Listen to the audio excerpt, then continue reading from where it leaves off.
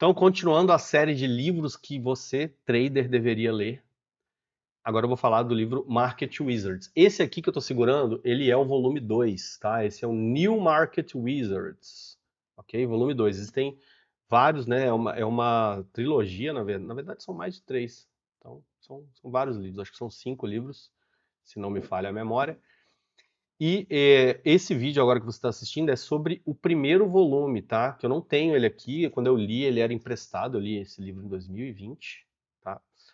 Esse aqui é o volume 2, que é o único que eu tenho físico, tá? Que eu também li e que tem várias marcações aqui, inclusive. Ó. Sempre que eu tô lendo o livro, eu faço várias marcações aqui, ó. Coloco alguns trechos, eu grifo, tá vendo? O livro tá todo acabado, tá até mofado aqui atrás, tá vendo? Todo molhado. Deve ter molhado em algum momento, né, que ele mofou. Então, livro é feito para usar, né? Tem até meu nome escrito aqui. Então, esse aqui é o volume 2, mas hoje eu vou falar do volume 1, que é o Market Wizards, que é um livro escrito pelo Jack Schwager lá nos Estados Unidos, tá? Então, como que esse livro é dividido? Na verdade, ele é dividido em três partes, né? Aliás, em 5 partes, né? Futures e câmbio, né?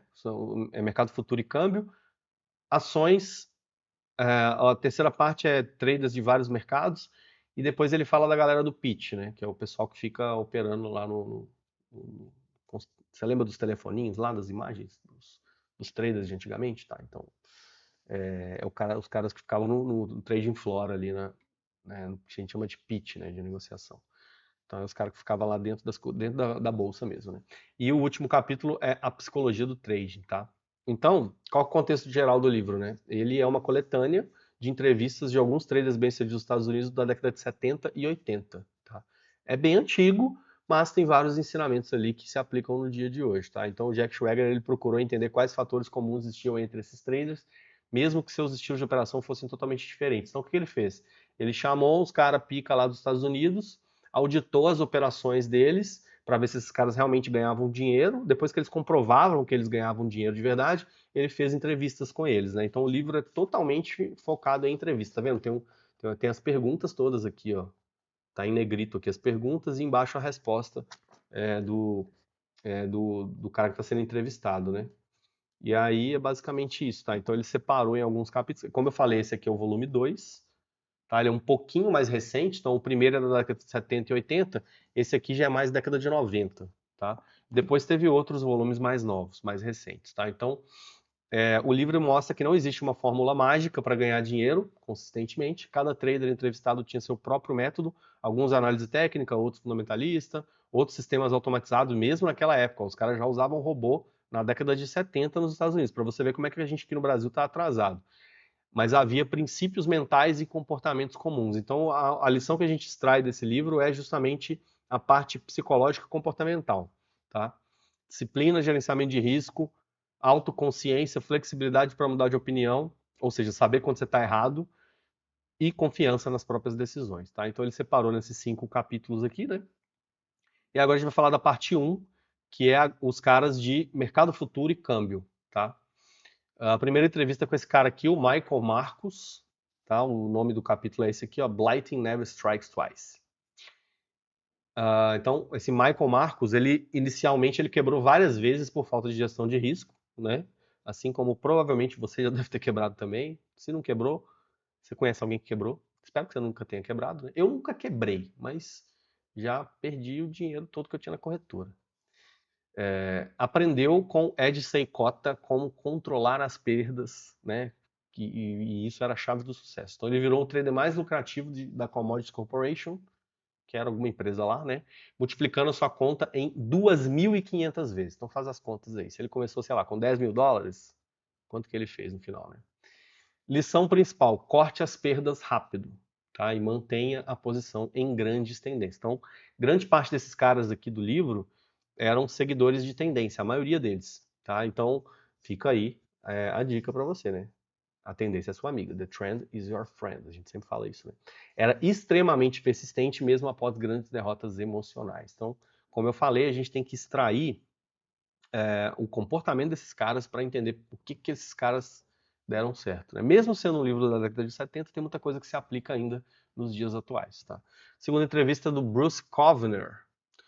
Ele começou com um pequeno empréstimo no cartão de crédito e virou um dos maiores traders globais. Então, pra você ver, né? O cara começou de baixo, pegou grana emprestado lá no banco, no cartão de crédito e ficou rico. Pra você ver que é possível, né? Se você for maluco e alavancar pra caramba, igual ele alavancou, né? Mas muitos quebram, obviamente, né? Mas alguns dão certo. Então ele era um especialista em macroeconomia, então ele era um cara mais macro, né? E trading de moedas e futuros, né? Então operava mercado futuro e pare de moedas. Disciplina no uso de stops foi o fator crítico para o seu sucesso, né? Como a gente está falando da década de 70, esse negócio de usar stop era muito diferente. Os caras eram mais swing traders, né? A grande maioria deles. Então, usar stop pra gente é uma coisa meio óbvia hoje, né? Mas quando você vai ler no livro, você percebe que, tipo, pra eles eu acho que não era tão óbvio, não. Tinha cara que operava sem stop, entendeu? Então isso foi uma coisa que eu achei curiosa quando eu li o livro. Tá? Então ele acreditava que você pode estar errado metade das vezes e ainda assim ganhar muito se souber limitar as perdas. Eu sempre falo isso, né? Você pode acertar só 50% das vezes se você tiver um payoff gigante, né? E se você seguir as tendências igual esse outro cara falou, né? Então ele estudava profundamente os fundamentos, mas só agia quando o timing técnico confirmava. Ou seja, ele era um cara macro, né? Ele estudava macroeconomia e fundamentos, mas ele entrava no técnico, né? Não sei se ele era grafista, provavelmente sim, né? Quando a gente fala de timing técnico ali, provavelmente está falando de gráfico, né? Não sei se ele usava gráfico de fato, porque naquela época lá da década de 70 não existia home broker, né? Então, quando a gente fala de timing técnico, eu não sei exatamente o que ele fazia, né? Mas ele devia ter ali questão de suporte e resistência, alguma coisa nesse sentido, né? Mas o importante do ensinamento aqui ele era um cara macro e fundamento, né? Então ele estudava bastante macroeconomia e fundamento, e ele entrava quando dava o timing certo, né? Então, interessante, é um jeito que muita gente opera aqui no Brasil, né? Mas é bem diferente desse cara aqui, aparentemente, né? Esse cara aqui já era mais é, aparentemente ele não era um cara fundamentalista, né? Ele era um cara mais técnico, esse Michael Marcus. Então esse Bruce Kovner era um cara mais fundamentalista, tá? O outro é o Richard Dennis, ele é muito famoso esse cara por causa do Turtle Traders. Depois você pesquisa no Google aí o que foi o Turtle Traders lá nos Estados Unidos. Tá? Então ele é o cara que é criador da famosa experiência dos Turtle Traders, provando que qualquer um poderia aprender a ser trader com regras clássicas. O Turtle Traders foi tipo um reality show dos Estados Unidos, eu acho. Dá pra chamar de reality show, né? Ele pegou uns caras ali que não operavam, que eram de várias áreas diferentes, né? Caras que nunca tinham trabalhado com o mercado. Exemplo, tá? Um taxista, um garçom, sei lá, um psicólogo. Ele foi pegando pessoas aleatórias ali, e aí ele ensinou o sistema dele, tá? Depois a gente pode fazer um vídeo só sobre esses Turtle Traders, que é bem interessante. E aí ele basicamente ensinou os caras ali a operar, e vários desses caras que participaram do Turtle Traders viraram gestores de fundo, viraram traders famosos nos Estados Unidos, né? E ele defendia o trend follow, né? Ou seja, seguir tendência. A gente já viu aqui duas pessoas seguidoras de tendência, né? Na verdade, três.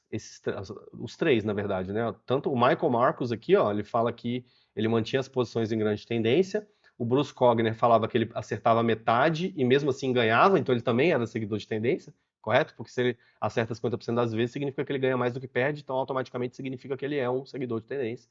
Tá? E esse aqui também falava de trend follow. Então a gente já está vendo aí, ó, uma coisa em comum entre eles. Não tinha nenhum scalper aí, né? Então pense nisso. A frase célebre dele era: eu sempre digo, arrisque menos do que você acha que deveria. Então se você quer arriscar $100 ou R$100, arrisca 50. Então a dica dele é essa. E ele ensinava que a maior dificuldade no trading era psicológica e não técnica. Lembra do vídeo da psicologia financeira, que ele fala que o comportamento desse livro aqui, né? Psicologia financeira, ele fala que 80% é comportamento e 20% é técnica. O Van Tarp, no livro Super Trader também, que vou fazer um vídeo sobre ele, também fala que é 80% comportamento e 20% técnica. Então, se todos esses caras estão falando isso, é porque, pô, talvez faça algum sentido, né? Então, pense nisso. Depois vem o Paul Tudor Jones, que é muito famoso nos Estados Unidos também, né? Ele virou um gestor famoso lá, e muita gente fala dele na internet. é um dos traders mais agressivos e bem-sucedidos de mercado futuro, grande mestre em evitar grandes perdas. Se o trade começa a dar errado, ele sai imediatamente. Então, o grande ensinamento que a gente tira dele é que ele tem uma capacidade muito, digamos assim, de ser desapegado, né? Então, se ele percebe que está dando errado, ele pula fora, né? E ele ficou famoso porque é um cara que ganhou, acho que ganhou bilhões lá no crash de 87. Depois você dá uma pesquisada no Google aí ou no chat GPT sobre a história do Paul Tudor Jones, que é bem interessante também. Então, a lição central é proteger o capital é mais importante, né? Parte mais, e proteger o capital e saber a hora que você está errado, né? Tá? Então esse cara aqui, ó, a diferença dele para os outros é que aparentemente ele era um cara mais rígido nas seleções das entradas, né? Porque ele entrava mais pesado naqueles trades que ele tinha mais convicção, né?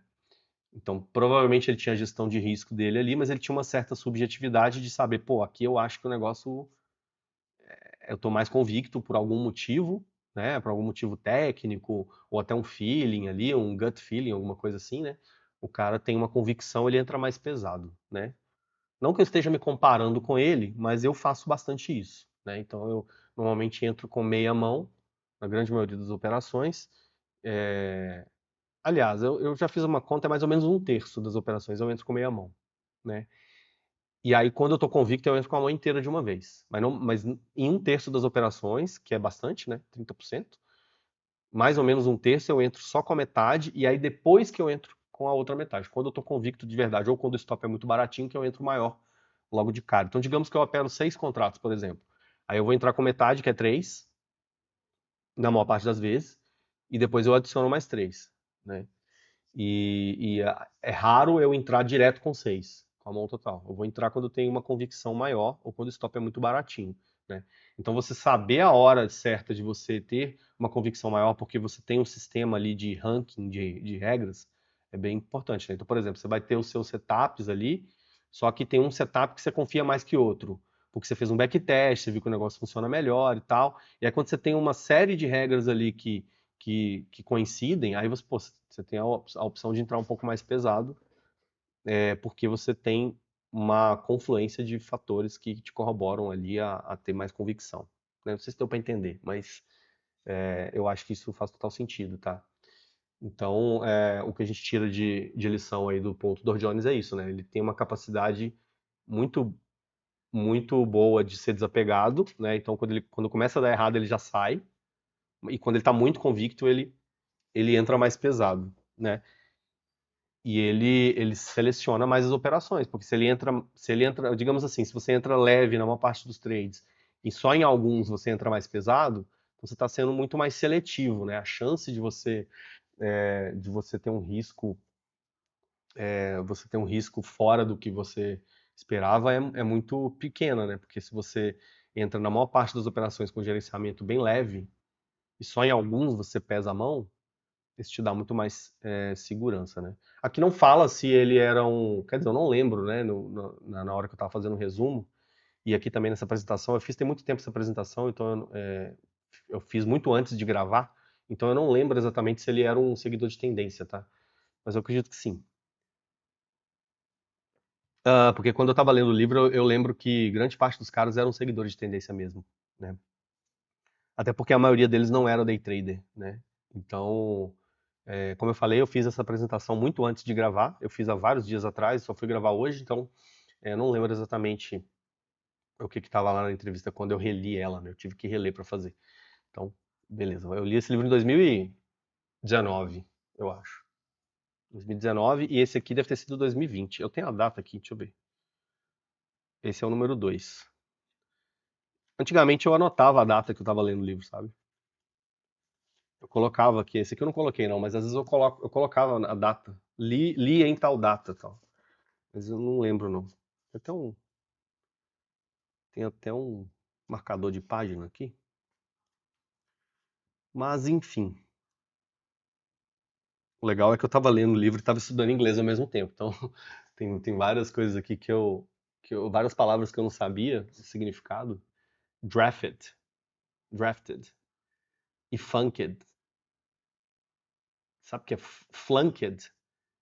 Nunca tinha ouvido falar essa palavra, né? Então, tem várias palavras aqui que eu nunca tinha ouvido falar, e aí eu lembro que eu ficava anotando a tradução delas, né? Prawn, sabe o que é prawn? P-R-N-O. Não, P-R-O-N-E, prone. Propenso. Enfim, é muito bom a gente ler inglês, que a gente, principalmente livro antigo, né? Esse é um pouco antigo, né? Década de 90. Então tem um monte de palavra aqui que eu nunca tinha visto. Bom, vamos seguir, para não fugir do foco, né?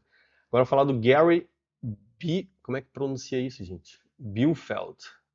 Deve ser isso, né? Gary Bielefeld. Bielefeld. Yes, they do trade T-bonds in Peoria. O que é Peoria? Nem sei o que é Peoria. Peoria, Illinois. É a cidade lá, né?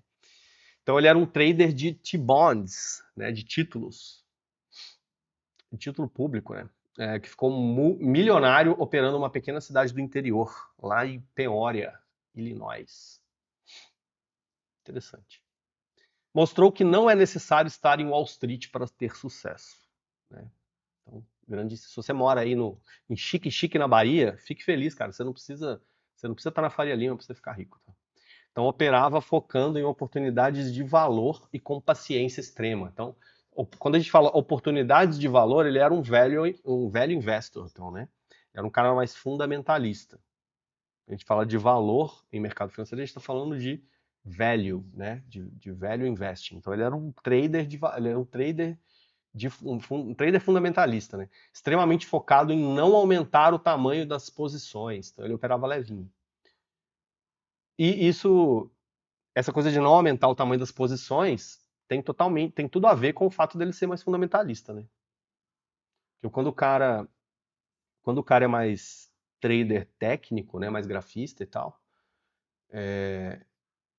pode ser um achismo meu, isso que eu vou falar agora, mas assim, quando o cara é mais fundamentalista, ele tende a ser mais conservador mesmo, né, na gestão de risco. Afinal de contas, ele está tratando de prazos um pouco maiores, né? Então, a filosofia dele era ser conservador e focar apenas nas apostas de alta probabilidade. Tá? Interessante. Então, ó, ele era um cara extremamente conservador, focado nas apostas de alta probabilidade, né? Como ele era um cara mais de valor, ou seja, mais fundamentalista, né? Ele era um cara de prazos mais longos, provavelmente, tá? Não era um cara do giro louco, não. Certamente ele devia ser um cara um pouco mais position, assim. A grande parte desses caras, a gente está falando de década de 70 e 80, né? Esses caras eram mais swing position, né? Tem alguns day traders aqui no livro, mas são poucos, a minoria, tá? Então a grande maioria, e eu acredito que seja mais fácil você ter resultado desse jeito, né? É você seguir o que esses caras faziam. A grande maioria era mais position e swing, e seguidor de tendência, tá? O que não significa que você não consiga ganhar dinheiro no day trade, mas é bem mais raro, né? Bem mais difícil. E eu vou falar um negócio polêmico agora, eu nunca vi um scalper, quer dizer, vi pouquíssimos, né? Para não falar que eu nunca vi, eu vou estar sendo injusto, né? Porque eu já vi sim, mas eu vi pouquíssimos scalpers que realmente ganham, tá? A maioria que ganha dinheiro mesmo é seguidor de tendência. Aí lá vem agora o Ed Seykota, Everybody Gets What They Want, né? É o título do capítulo. Considerado um dos primeiros traders a usar sistemas automáticos de trader. Pelo nome dele aqui, ó, Seykota, você já vê que ele é japonês, ele devia ser asiático, né? E usar sistemas automáticos de trading, tá? Então, lá na década de 70, o cara já usava robô. Olha para você ver como que a gente está atrasado aqui nesse mercado nosso, né? E na verdade eu falei que ele é asiático por causa desse nome, Seykota, mas eu acho que não. Fiquei na dúvida agora, porque eu já vi foto desse cara e ele não era asiático, não. Vou até pesquisar no Google aqui, peraí. É de Seykota.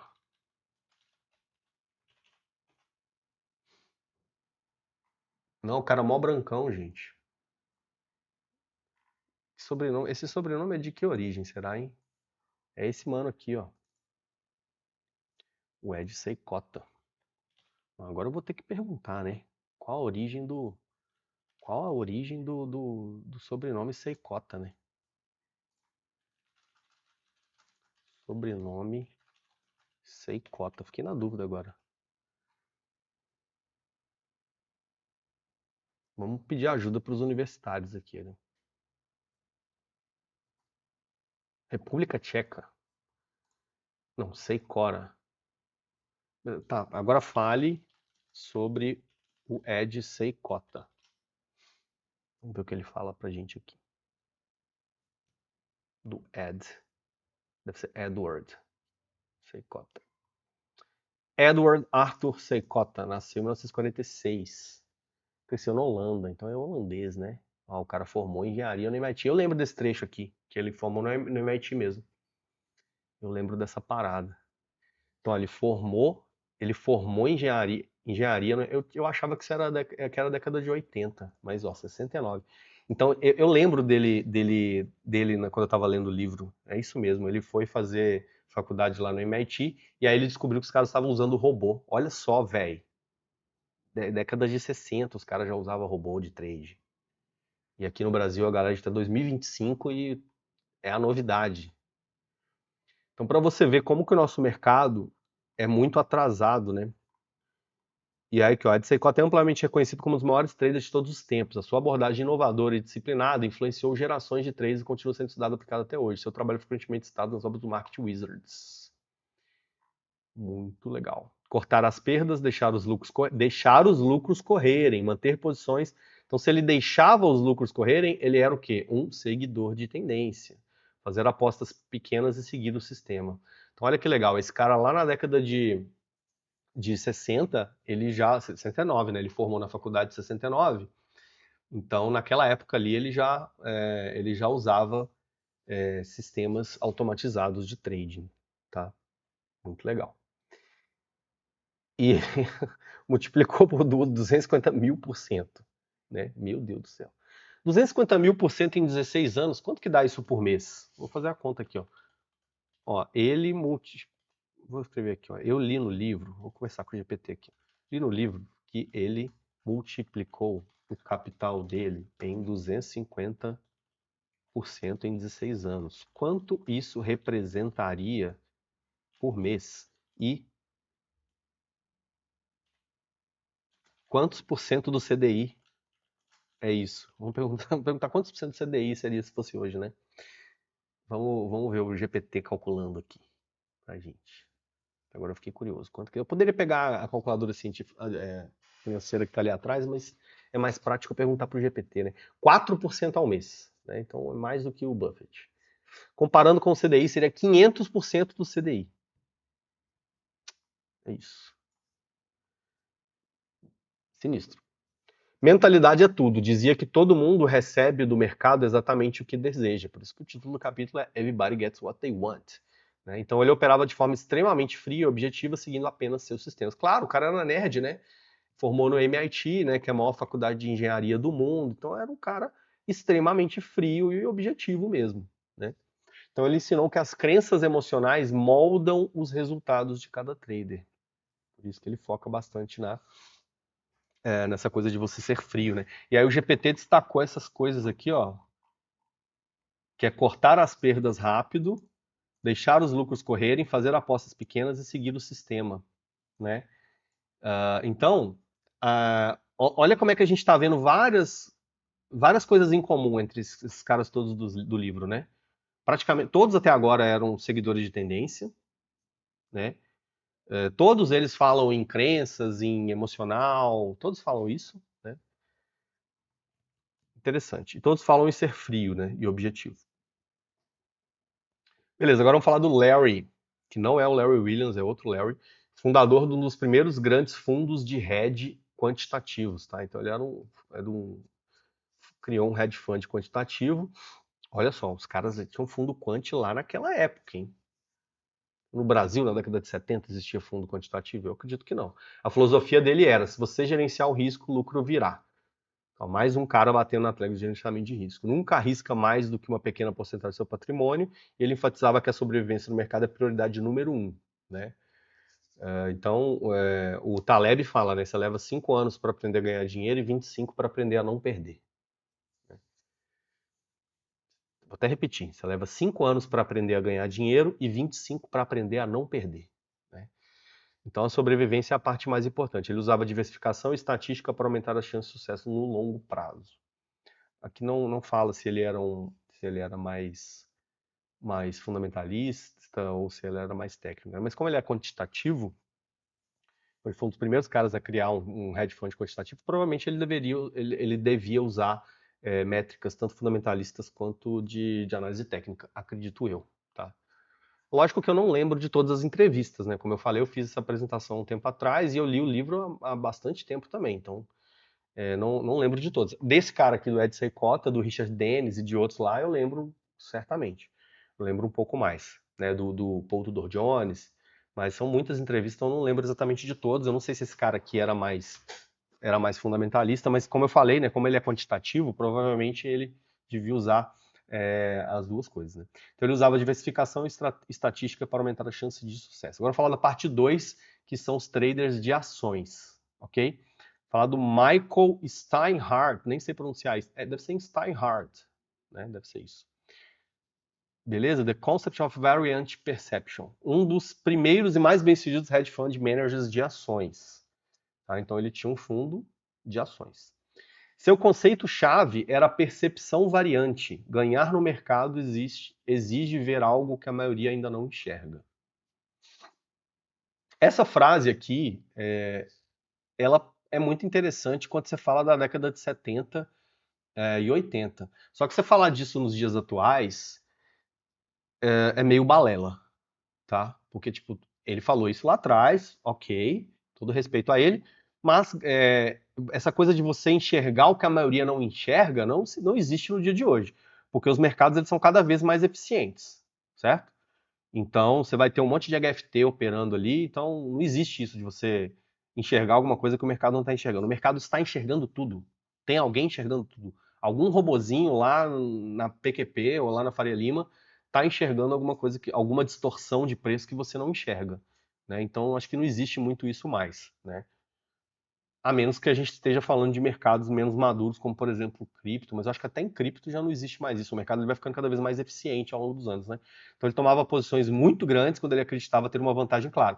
Olha só como é que isso aqui também coincide com o Paul Tudor Jones, né? Que ele tinha um feeling ali que, pô, nesse trade aqui eu estou muito confiante, eu vou entrar mais pesado. Né? Então ele analisava fundamentos de forma extremamente crítica, sempre buscando onde o consenso estava errado. Então era um cara mais fundamentalista. Frase marcante: a excelência no trading vem de pensar diferente e estar certo. Né? Então ele era um cara mais contrarian, né? Provavelmente. Um cara que apostava no que ninguém estava vendo e apostava contra, provavelmente. Né? Interessante. Agora falar do William O'Neill, fundador do Investors Business Daily e criador do Kinsling. Então ele combinava análise técnica e fundamentalista para escolher ações de crescimento. Então ele faz um screening, né, basicamente. Então ele pega métricas fundamentalistas e métricas técnicas e ele faz um ranking e seleciona isso. Provavelmente é basicamente isso que ele faz. Tá? Eu já ouvi falar um pouco desse Ken Slim, mas não vou me aprofundar muito porque eu ouvi falar bem por alto, então prefiro não aprofundar. Mas esse William O'Neill ele é bem famoso também. Tá? Então ele buscava empresas com lucros acelerando e forte momentum. Então era um cara mais de momentum, mas também fundamentalista. Tá? Que é o que eu acho que funciona para você operar ações. Tá? É isso. Não adianta nada você comprar ações que estão desvalorizadas, que têm bons fundamentos e tal, se o papel não está subindo. Né? Então é olhar momento mesmo, olhar aceleração, olhar tendência. Quando a gente fala de forte momentum, a gente está falando de papel que está subindo, basicamente, né? É o que está subindo forte. Então, comprar o que está subindo forte e vender o que está subindo e vender o que está caindo forte, né? Então, não existe, assim, na minha concepção, não é que não existe, mas assim, é muito difícil você ter resultado. Você tem que ser muito longo prazo para operar só fundamento. Você tem que operar momentum também, você tem que operar tendência, senão, cara, você vai ficar comprado eternamente naquela ação que não sobe nunca, porque tá, lá, excelente empresa. Legal, cara. Tem várias empresas boas na bolsa aí que não sobem. Então ele ensinava a importância de comprar força, não fraqueza. Buy the winners, sell the losers, né? Então, ações que já estão subindo, tá? Então, quando a gente fala de forte momento, a gente está falando disso, né? Então, ele faz um filtro fundamentalista, tá?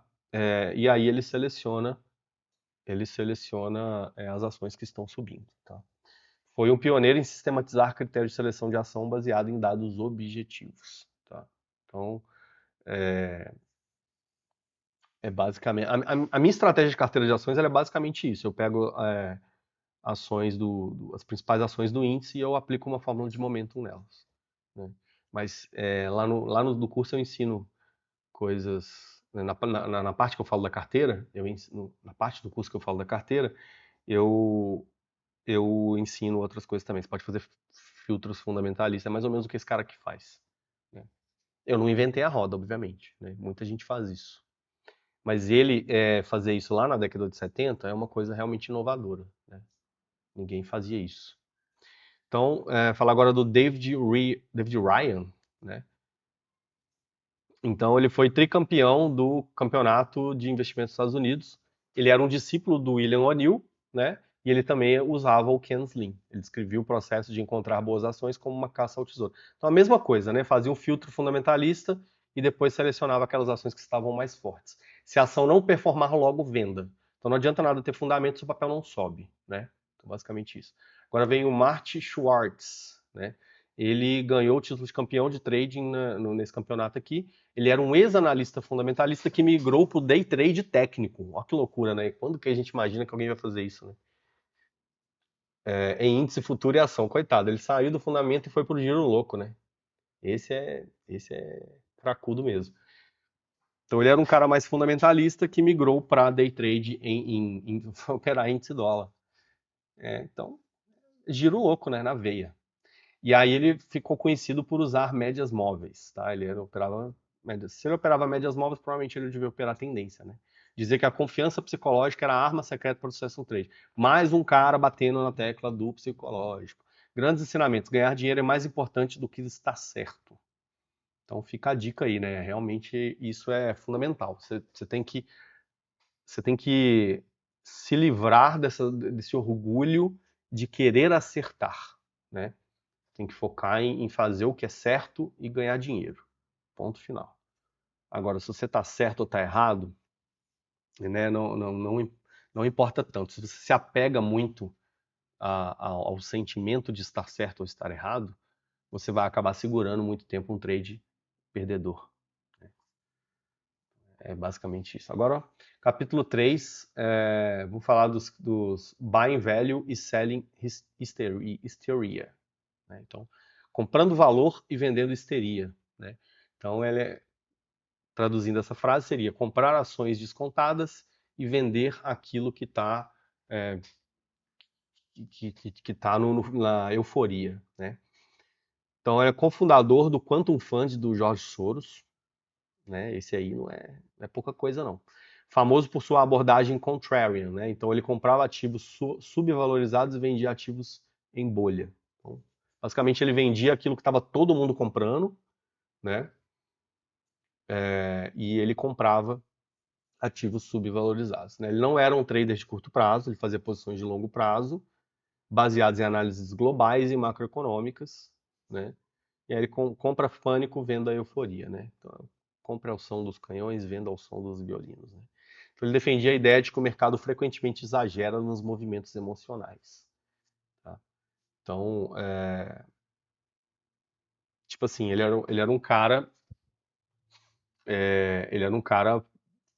fundamentalista, mas também técnico, né? Porque que fazer? Fazer posições longas baseadas em análises globais e macroeconômicas. Mas, mesmo ele fazendo análises globais e macro, ele não está deixando de operar técnico, né? Porque se ele tá vendendo aquilo que está subindo, que é aquilo que está muito forte, né? Que está esticado, que é o que está em euforia, então ele também é um cara técnico, né? Mas com uma pegada um pouco mais macro e tal, né? Ele era o sócio do Jorge Soros. Falar do Mark Weinstein, tá? Que ele focava em ter taxas de acerto muito altas. Esse aqui é o primeiro cara, de todos que eu falei até agora, esse é o primeiro cara que fala em taxa de acerto alta, que não é seguidor de tendência. Se ele tinha taxa de acerto alta, ele não era tão seguidor de tendência assim. Porque se você é seguidor de tendência, você vai ter uma taxa de acerto baixa por definição. Né? Porque ou você tem payoff ou você tem taxa de acerto. Não dá para ter os dois. Né? Então ele era criterioso ao extremo, ele evitava operações impulsivas, sempre tinha um plano de saída muito claro, acreditava na autoconfiança e autodisciplina. Mais um cara batendo na tecla da autodisciplina, da autoconfiança. E esse é o primeiro cara que fala de taxa de acerto alto. Provavelmente ele não era seguidor de tendência, né? E também ele tem um plano de saída muito claro, então ele devia entrar rápido e sair rápido, né? Ele é um scalper, digamos assim, mas provavelmente ele não era day trader, tá? Ele provavelmente era um position, mas de curto prazo ali, tá? Que não seguia tendência. Então ele não entra em um trade apenas para estar fazendo algo. Então ele é, é aquele cara que tipo faz poucas operações, mas quando entra ele tem um motivo muito claro para sair da operação. Então ele entra rápido, sai rápido, entra em poucas operações, né? É diferente daquele scalper que a gente vê no Brasil, a galera vender, né? Que é aquele cara que fica girando toda hora, comprando e vendendo toda hora. Isso aí não funciona não, cara. O que funciona é você fazer talvez trades curtos, mais scalp, mas ser extremamente seletivo nas suas entradas. Isso aí funciona. Aí você vai ter uma taxa de acerto alta. Agora você ficar comprando e vendendo toda hora, cara, você só vai pagar emolumento e no final das contas você não vai ganhar dinheiro, né? Agora fala da parte 4, que é os caras do pitch, né? Então, o Brian começou como corretor, mas percebeu que preferia estar do lado de quem ganha dinheiro e não cobra comissão, né? Então, ele era o cara de dentro do mercado e passou a ser um cara, digamos assim, um cara de fora, né? Um cara que está operando ali, né? Começou como um broker, um corretor, né? Então, ele destacava a importância da velocidade e sensibilidade ao fluxo de ordens.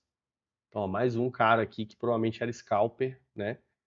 Que obviamente estava no pitch de negociação ali, né? Então ele operava mais ali aquela coisa do momento ali, o fluxo de ordens do pregão, né? Então ele operava com base no sentimento, agilidade para reagir e instinto de análise, né?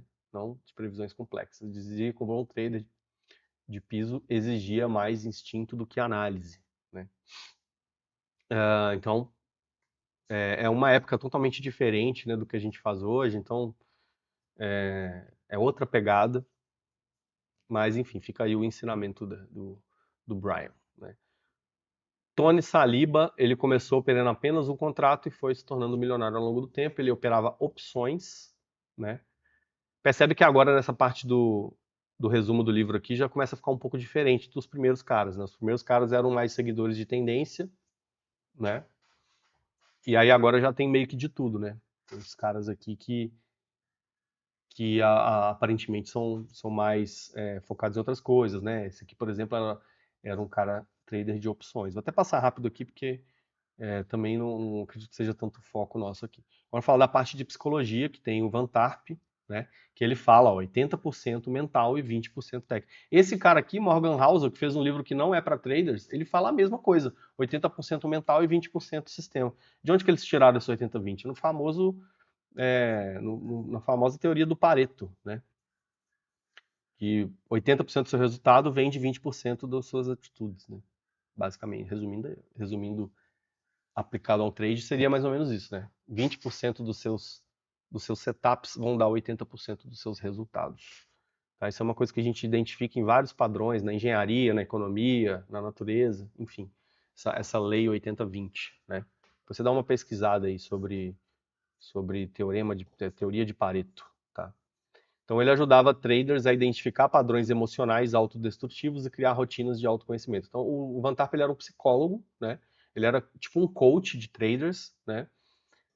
E aí ele fala muito no livro dele, que eu já li, tem 2 livros dele aqui atrás, que ele fala da modelagem de excelência, que é basicamente, fala isso bastante no livro, e fala aqui também no Market Wizards, que é você, quando ele fala modelagem, a gente está falando modelar no sentido da PNL, né? Que é você pegar o comportamento de pessoas bem-sucedidas, entender o que essas pessoas fazem e copiar o comportamento dessas pessoas, né?